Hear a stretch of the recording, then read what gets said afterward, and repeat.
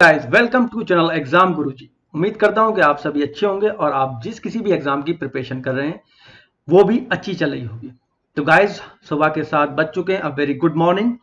हम डिस्कस करते हैं डेली 7 बजे करंट अफेयर्स को, यानी कि पिछले दिन जो भी हुआ उसमें से इंपॉर्टेंट क्वेश्चन जो एग्जाम में आ सकते हैं, जिनकी फ्रिक्वेंसी ज़्यादा है कि वो चांसेस ज़्यादा हैं कि वो एग्जाम में पूछे जा सकते हैं। एग्जाम कौन कौन से कवर कर सकते हैं हम?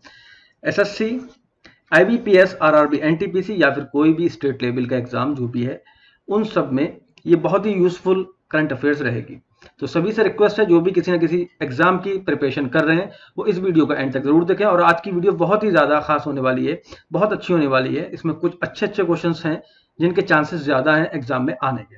तो मेरा सभी से रिक्वेस्ट है, जिन्होंने चैनल को अभी तक सब्सक्राइब नहीं किया है वो प्लीज़ चैनल को सब्सक्राइब कर लें। और सब्सक्राइब करने के बाद आपको एक बेल का आइकन दिखेगा, उस पर प्रेस करना बिल्कुल भी ना भूलें, ताकि आने वाली जो वीडियो है उसका नोटिफिकेशन आपको मिलता रहे और आप वीडियो को इजीली एक्सेस करते रहें। चलिए फिर शुरू करते हैं। जैसा कि डेली हम करते हैं, सबसे पहले हम करते हैं वन लाइनर, उसके बाद हम एमसीक्यू जो भी रिसेंट में क्वेश्चंस होते हैं जिससे वो पूछते हैं। ठीक है, तो अभी करते हैं हम जो हमारा वन लाइनर है। तो पहला वन लाइनर में, हाल ही में एशियाई मुक्केबाजी चैंपियनशिप की मेजबानी कौन करेगा? तो हमने ये पढ़ा था पिछली वीडियो में, भारत करेगा और ये नवंबर में होने वाली है। ठीक है, इसके बाद सेकंड नंबर पे, हाल ही में विरूपाक्ष मिश्रा किस बैंक के सीईओ बने हैं? तो union bank of India, union bank of India, union bank of UBI, ठीक है, यूनियन बैंक ऑफ इंडिया के वो सीईओ बने हैं। एक क्वेश्चन और यहां से पुटअप हो सकता है कि यूनियन बैंक ऑफ इंडिया का जो हेड ऑफिस है वो कहां पे है? तो वो है मुंबई में। ठीक है, कहां पे? मुंबई में। आगे बढ़ेंगे, हाल ही में किस राज्य में महबूबापना संक्रांति को नववर्ष त्योहार के रूप में मनाया जाता है? तो वो है उड़ीसा में। अगला है, हाल ही में किस राज्य ने कोविड-19 उपचार के लिए प्लाज्मा थेरेपी का ट्रायल शुरू किया था? पिछली वीडियो में हमने इसको डिस्कस किया था एमसीक्यू में, और यह है केरल। ठीक है, तो हाल ही में वर्ल्ड चगास डिजीज डे कब मनाया गया था? ये 14 अप्रैल को मनाया गया था, हमने ये भी डिस्कस किया अपनी पिछली वीडियो में। हाल ही में किसने विज्ञान संचार पहल कोवैड ज्ञान का शुभारंभ किया है? तो वह है TIFR। ठीक है, TIFR। तो अगर हम TIFR को देखें तो ये होता है Tata institute of fundamental research. ठीक है, ये मुंबई में है। ठीक है, नेक्स्ट, हाल ही में किस राज्य सरकार ने रोजगार सृजन योजना शुरू करने की घोषणा की है? वो है बिहार। नेक्स्ट है, हाल ही में किसने south Asia economics focus report जारी की है? South Asia economics focus report जिसने जारी की है वो है विश्व बैंक। हाल ही में एक MK अर्जुनन का निधन हुआ है, वे कौन थे? वे थे गायक, सिंगर। ठीक है, क्या नाम था? NK अर्जुनन। ठीक, नेक्स्ट है, हाल ही में भारत सरकार ने किस नाम से 20 लाख खुदरा दुकानों की श्रृंखला शुरू करने की घोषणा की है? वो है सुरक्षा स्टोर। ठीक है, तो भारत सरकार ने क्या किया है? सुरक्षा स्टोर के नाम से 20 लाख खुदरा दुकानों की श्रृंखला शुरू की है। अगला है, हाल ही में किसने डिजिटल स्टेथोस्कोप आयु सिंक विकसित किया है? वो किया है IIT बॉम्बे ने। हाल ही में कहां भारत की पहली दरस्त स्वास्थ्य निगरानी प्रणाली स्थापित की गई थी? वो है ऋषिकेश। आई थिंक ये भी हमने अपनी पिछली वीडियो में डिस्कस कर चुके हैं। ठीक है, तो ये तो हो गए हमारे वन लाइनर। देन अब चलते हैं एमसीक्यू की तरफ। तो पहला एमसीक्यू जो है वो है, ऑनलाइन ट्रेडिंग पोर्टल eNAM, ठीक है, eNAM has completed 4 year of implementation, name the lead agency which implements the portal under the ministry of agriculture and farmer welfare. Online trading portal eNAM ने कार्यान्वयन के 4 साल पूरे कर लिए हैं। उस एजेंसी का नाम बताइए जो कृषि और किसान कल्याण मंत्रालय के तहत पोर्टल को लागू करती है। तो ऑप्शन थे हमारे पास, agriculture regulatory authority of India, national informatics centre, bureau of Indian standard, and the last one is the small farmer agricultural business association, छोटे किसानों कृषि व्यवसाय संघ। तो हमारा जो आंसर होगा वो है लघु किसान कृषि व्यवसाय संघ, यानी कि छोटे किसान, यानी कि ऑप्शन नंबर 4 जो होगा the small farmer agricultural business association, वो इसका आंसर होगा करेक्ट। स्पष्टीकरण देख लेते हैं इसका, यानी कि डीप में। कृषि ऑनलाइन ट्रेडिंग पोर्टल इलेक्ट्रॉनिक्स राष्ट्रीय कृषि बाजार ने कार्यान्वयन के 4 साल पूरे किए, यानी कि 4 साल पूरे हो गए, कंप्लीट हो गए हैं। लघु कृषक कृषि व्यवसाय संघ SFAC भारत सरकार के कृषि और आदिम जाति कल्याण मंत्रालय की सहायता के तहत इसे लागू करने वाली अग्रणी एजेंसी है। ठीक है, नेक्स्ट क्वेश्चन है which organisation has form core strategy group to find major to prevent कोविड-19। किस संगठन ने कोविड-19 को रोकने के उपाय खोजने के लिए कोर रणनीति समूह का संगठन किया है? हमारे ऑप्शन है इंडियन स्पेस रिसर्च ऑर्गेनाइजेशन, दूसरा है council of scientific and industrial research, तीसरा है Indian institute of science and the last one is Indian council of medical research. तो हमारा जो आंसर होगा वो होगा ऑप्शन नंबर 2, वैज्ञानिक और औद्योगिक अनुसंधान परिषद, यानी कि council of scientific and industrial research. Deep में अगर देखें इसको तो है CSIR, ठीक है, शॉर्ट में बोलते हैं CSIR, एक प्रमुख राष्ट्रीय R&D अनुसंधान विकास संगठन ने एक कोरोना वायरस कोविड-19 से संबंधित कार्य के लिए एक कोर रणनीति समूह जिसको CSG की स्थापना की गई है। ठीक है, CSG बोलते हैं शॉर्ट में, जो डिजिटल और आणविक निगरानी के अंतर्गत 5 वर्टिकल के अंतर्गत है। तीव्र और किफायती निदान, नए ड्रग्स और संबंधित उत्पादन प्रक्रियाओं का पुनः उपयोग, अस्पताल सहायक उपकरण और PPE, ठीक है, व्यक्तिगत सुरक्षा उपकरण जो है हमारे PPE, ठीक है, इसकी अभी शॉर्टेज हो गई थी बीच में, अब तो फिलहाल ठीक है, और आपूर्ति श्रृंखला और रसद समर्थन प्रणाली, इन सब पे फोकस करेगी ये कौन? CSIR। नेक्स्ट क्वेश्चन है directorate general of foreign trade DGTF work under which ministry? विदेश व्यापार महानिदेशालय किस मंत्रालय के तहत काम करता है? तो ऑप्शन है finance, ministry of finance, ministry of corporate office, ministry of commerce and industry, और जो चौथा ऑप्शन जो है वो है मिनिस्ट्री ऑफ ट्राइबल अफेयर्स। तो आंसर जो होगा हमारा वो है थर्ड वाला, मिनिस्ट्री ऑफ कॉमर्स इंडस्ट्री। तो इसको हम डीप में पढ़ लेते हैं। केंद्र सरकार ने 8 जनवरी, ठीक है, 8 जनवरी 2020 को वाणिज्य और उद्योग मंत्रालय के तहत विदेश व्यापार महानिदेशालय द्वारा लगाए गए परिष्कृत ताड़ के तेल के आयात पर प्रतिबंधों को और कड़ा कर दिया है। चल रहे प्रतिबंधों के अनुसार एक लाइसेंस या अनुमति लेने के लिए एक आयातक या परिष्कृत ताड़ के तेल के आयात के लिए अनापत्ति प्रमाण पत्र, परिष्कृत ताड़ के तेल के आयात के लिए नई शर्तें, ठीक है, आयात जो है वो प्राधिकरण के लिए आवेदन पूर्व खरीद समझौते और पिछले 3 वर्षों के आयात विवरण के साथ होना चाहिए। सामान्य 18 महीनों के स्थान पर रिफाइंड पाम ऑयल के आयात लाइसेंस की अवधि 6 महीने होगी। ठीक है, तो अभी ये पाम ऑयल पे हम इंडोनेशिया से या फिर ईरान से ले रहे थे तो वहां से रोक लगा दी गई है पाम ऑयल की। ठीक, तो ministry of agriculture has launch a call centre for movement of vegetable and fruits, who among the following are minister of state of ministry of agriculture. ठीक है, तो कृषि मंत्रालय ने सब्जियों और फलों की आवाजाही के लिए एक कॉल सेंटर शुरू किया है। निम्नलिखित में से कौन कृषि मंत्रालय के राज्य मंत्री हैं? तो पुरुषोत्तम रूपाला, कैलाश चौधरी और नरेंद्र मोदी नहीं है। ये दोनों जो ए और दो हैं बी वाले, यानी कि ऑप्शन नंबर 1 और ऑप्शन नंबर 2 दोनों हैं। कृषि मंत्रालय ने बीज, सब्जियों और फलों के साथ साथ बीज, कीटनाशकों, उर्वरकों, ठीक है, खाद जो उसमें डाली जाती है खेतों में, उर्वरक जैसे कृषि आदानों की आवाजाही में कठिनाइयों को कम करने के लिए कॉल सेंटर स्थापित किया गया है।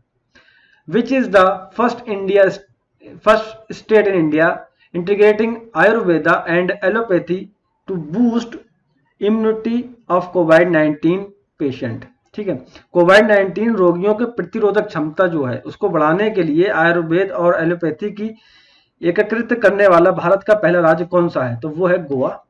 ठीक है, ऑप्शन थे केरला, तमिलनाडु, गुजरात। गोवा के मुख्यमंत्री जो हैं CM प्रमोद सावंत ने घोषणा की है कि गोवा कोविड-19 रोगियों और जिन लोगों का इलाज किया गया है उनके इलाज के लिए एलोपैथी और आयुर्वेदिक को एकत्र करके, यानी कि उन दोनों को मिला के पहला राज्य बन गया। उन दोनों को उसने क्या करा है, जो एलोपैथी और आयुर्वेद से कोई दवा मिला के बनाई है और वो उन लोगों को दी जा रही है जिनको मतलब कोरोना हुआ था या पहले हो गया था वो रिकवर हो गए, तो उनका इम्यूनिटी सिस्टम पावर को बढ़ाने के लिए वो ये दवाएं दे रहे हैं। नेक्स्ट क्वेश्चन है, who is the president of confederation of Indian industry, CII, भारतीय उद्योग परिसंघ के अध्यक्ष कौन है? तो कॉन्फेडरेशन ऑफ इंडियन इंडस्ट्री के जो अध्यक्ष हैं वो हैं, ऑप्शन के हिसाब से देखें तो Charanjit Banerjee, Vikram S Kirloskar, third option है संगीता रेड्डी और फोर्थ है पुरुषोत्तम रुपाला। तो सही आंसर होगा हमारा विक्रम एस किर्लोस्कर, जो कि इसके प्रेसिडेंट हैं कॉन्फेडरेशन ऑफ इंडिया इंडस्ट्री के। तो डीप में पढ़ें तो भारतीय उद्योग परिसंघ ने लॉकडाउन से बाहर निकले एक CII रणनीति शीर्षक से अपनी रिपोर्ट में कोविड मामलों की घटनाओं के आधार पर लॉकडाउन के चरण बार हटाने की सिफारिश की है। इस संबंध में रिपोर्ट ने 3 वर्गीकरणों को लाल, एम्बर और हरा, ठीक है, ये ऑरेंज होगा, ऑरेंज नारंगी, ठीक है, 3 वो दिए गए हैं कि रेड जोन, ऑरेंज जोन और green zone. Vikram S Kirloskar जो है वो इसके अध्यक्ष हैं। In how many phase Indian census 2021 will be conducted, भारतीय जनगणना 2021 कितने चरण में आयोजित की जाएगी? तो ऑप्शन थे 5, 1, 3 और 2। तो ऑप्शन जो होगा 2 वो सही होगा। तो होगा क्या, जनगणना भारत 2021 2 चरणों में होगी, ठीक है, यानी कि चौथा वाला 2 वाला जो होगा वो सही होगा, 2 वाला ये नहीं, ठीक है, ऑप्शन नंबर जिसमें 2 दे रखे हैं, 2 नंबर 2 चरणों में ये होनी है। और कैसे होगी, पहला चरण जो है अगले महीने यानी कि जून से स्टार्ट होगा, 1 तारीख से होगा और इस साल के 30 सितंबर तक चलेगा पहला चरण।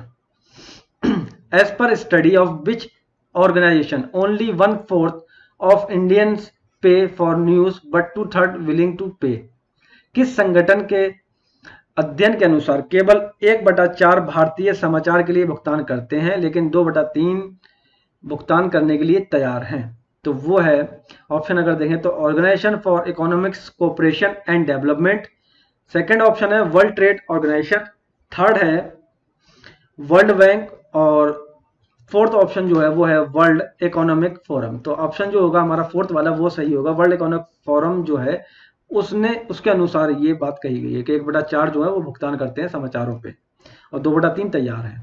तो विश्व आर्थिक मंच द्वारा किए गए समाचार और मनोरंजन उपभोक्ताओं के सर्वेक्षण में कहा गया है कि केवल 1/4 भारतीय समाचार के लिए भुगतान करते हैं, ठीक है, वही क्वेश्चन रिपीट कर दिया गया है हिस्ट्री में। नेक्स्ट क्वेश्चन है, what is the retail inflation rate for the month of March 2020 in India according to data of National Statistical Office, राष्ट्रीय सांख्यिकी कार्यालय के आंकड़ों के अनुसार मार्च 2020 में भारत में खुदरा मुद्रास्फीति की दर जो थी वो क्या थी? तो ऑप्शन है 7.46, 8.79, 5.91 और 6.58। तो सही आंसर जो होगा वो हमारा थर्ड वाला है 5.91, ठीक है। और क्या बोला गया डीप में देखेंगे तो जो मार्च 2020 के लिए 4 महीने के निचले स्तर पर है, ठीक है, 5.91, जो फरवरी 2020 में कीमतों में ढील के कारण फरवरी 2020 में 6.58% से कम था, यानी कि फरवरी में हमारा कितना था, ये था फोर्थ वाला। अब ये कितना हो गया मार्च में 5.91, तो 91 लगभग 1 से ज्यादा का हमें लॉस हो चुका है, 9 और ये, हाँ ठीक है, 60 प्लस का ये लॉस हो चुका है हमें। नेक्स्ट है, Nomura is brokerage agency of which country, Nomura जो है वो किस देश की ब्रोकेज एजेंसी है? ऑप्शन है जापान, चाइना, साउथ कोरिया और सिंगापुर। तो आंसर जो होगा वो है जापान, यानी कि फर्स्ट वाला। डीप में देखेंगे, जापानी ब्रोकरेज कंपनी नोमुरा ने अप्रैल जून तिमाही में, यानी कि अप्रैल और जून की जो तिमाही है उसमें भारतीय अर्थव्यवस्था के लिए 6.1% और सितंबर तिमाही के लिए 0.5% की गिरावट का अनुमान जताया है, ठीक है। जो अभी अप्रैल और जून वाली होगी उसमें बोला है कि 6.1%, ये मान लो मोटा मोटा कि 6% जो है वो गिरावट आने वाली है अर्थव्यवस्था में, और जो सितंबर वाली तिमाही होगी उसमें 0.5% की। इसका 2020 की दिसंबर तिमाही में केवल 1.4 1.4% विस्तार होने की संभावना, यानी कि यहाँ पर बोल रहे हैं कि दिसंबर वाली में इनका इंक्रीमेंट होगा, यानी कि भारत का 1.4%। जनवरी और मार्च अवधि में अर्थव्यवस्था 3.2% की दर से बढ़ेगी। यहाँ पर भी अच्छे साइन दिख रहे हैं। नोमुरा 2020 में विकास की आगे बढ़ने के लिए आरबीआई द्वारा 1 और 0.75% की कटौती की उम्मीद कर रहा है। इन सभी कटौतियों के पीछे प्रमुख कारक कोविड-19 का संकट है, जिससे पूरी दुनिया इस टाइम जूझ रही है। अगला क्वेश्चन है, what will be the growth of bank rate for India in the financial year 2020 as per RBI data. RBI के आंकड़ों के अनुसार वित्त वर्ष 2020 में भारत के लिए जो बैंक दर की वृद्धि है वो क्या होगी, ठीक है, तो वो है 6.14%। Option number third. भारतीय रिजर्व बैंक आरबीआई के आंकड़ों के अनुसार 31 मार्च 2020 को समाप्त वित्त वर्ष में बैंक ऋण की वृद्धि दर घटकर 5 दशक के निचले स्तर पर यानी कि 6.14% पर आ गई है। यानी कि 5 दशक मतलब कि 50 साल के सबसे नीचे उस पे है ये, जिसकी वजह बैंकों की कम मांग और जोखिम में गिरावट है। नेक्स्ट क्वेश्चन है, which country has approved the sale of Harpoon block 2 missile and MK-54 lightweight torpedoes worth $155 million to India. किस देश ने भारत को $155 मिलियन मूल्य की हार्पून ब्लॉक 2 मिसाइल और MK-54 हल्के टारपीडो की बिक्री को मंजूरी दी है, तो वो है सऊदी अरब। ठीक है, सऊदी अरब ने ये मंजूरी दी है। रक्षा सुरक्षा सहयोग एजेंसी के अनुसार अमेरिका, संयुक्त राज्य अमेरिका के राष्ट्रपति डोनाल्ड ट्रंप के प्रशासन ने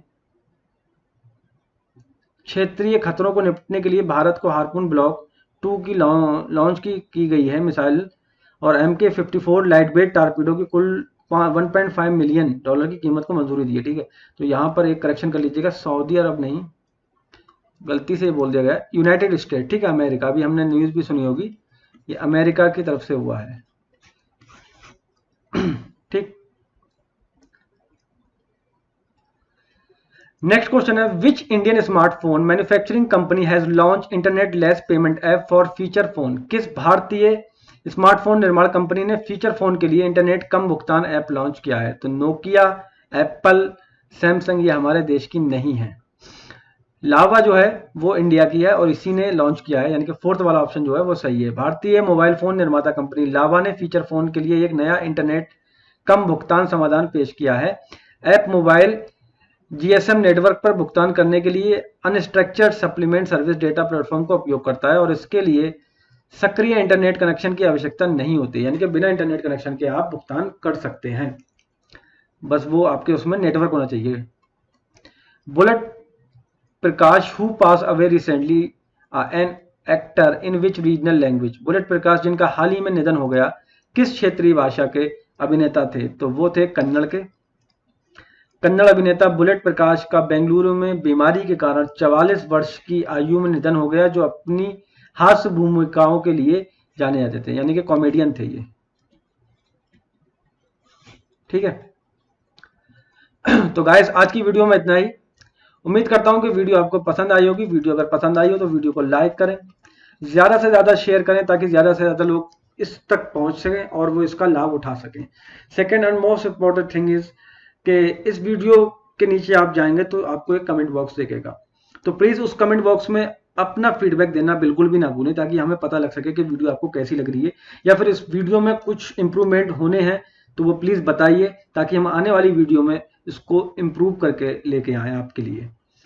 और सेकंड, मैंने कल भी पूछा था, आज फिर पूछ रहा हूं कि अब जो नेक्स्ट वीडियो है, करंट अफेयर तो हम डेली डाल ही रहे हैं 7 बजे, इसके अलावा किस टॉपिक पे आपको वीडियो चाहिए, कि उस टॉपिक पे हमें वीडियो चाहिए, वो जरूर बताइए कमेंट बॉक्स में, ताकि हम अपनी अगली वीडियो उस टॉपिक पे लेके आए। आज के लिए इतना ही, थैंक यू वेरी मच, कल मिलते हैं 7 बजे।